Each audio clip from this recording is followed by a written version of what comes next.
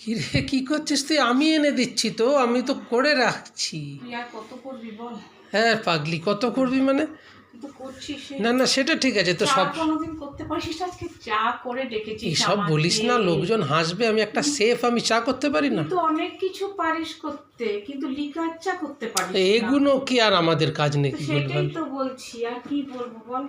হ্যাঁ বল, তুই খা এখন। আমি তোকে এই যে ডাক্তার, হ্যাঁ, আমি সকালে এটা সিটি মেরে ইয়ে করে রেখেছি, গলিয়ে রেখেছি। বলেছে নরম ভাত খেতে, সেটাই খাচ্ছি। কিন্তু আর একটু জল হলে ভালো হতো। জল মানে বলে না মার মার ভাত, সব ঠিক আছে। এটা ঘি দিলাম একটু, ভালো করেছিস। আর একটা পটল নিলাম আমি যেটা রাঁধলাম, হ্যাঁ সেখান থেকে ভাজা। আলু নে একটু, আলু না, এখানে আলু আছে, বেগুন আছে, কুমড়ো আছে, তারপরে কি কি সবজি দিয়ে তরকারি বানিয়েছি, সেই তরকারিটা একটু নিলাম। তোকে শরীরটা এখন কেমন আছে বল? হ্যাঁ, শরীরটা খুব একটা ভালো না। এটা ঠান্ডা হবে, খাবো।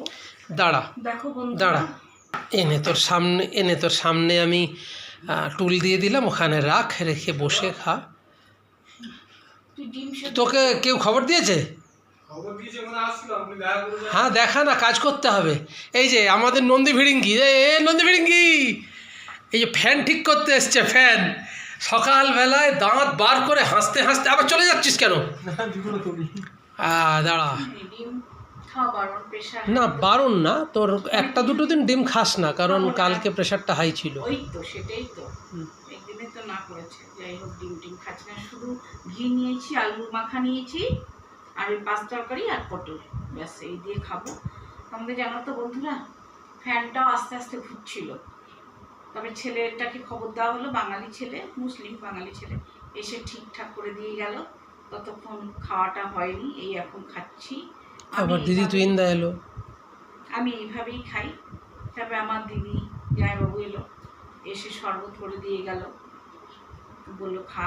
সকালে আবার চা বিস্কুট সব দিয়েছে, বললো ঠান্ডা জিনিস খা দাঁতের জন্য। আসলে হঠাৎ করে এত খারাপ হয়ে গেল শরীরটা, মানে কি বলবো তোমাদেরকে। আর একসাথে দুটো দাঁত তোলা হয়েছে এর জন্য। তারপরে এসে একটু রেস্ট নিয়ে আবার চলে গেছি মন্দিরে। তো অনেক বাড়াবাড়ি হয়ে গিয়েছিল কালকে আমার পরিস্থিতি। তো চলো বন্ধুরা, আর কি, দেখতে থাকো, সঙ্গে থাকো। চলো টাটা।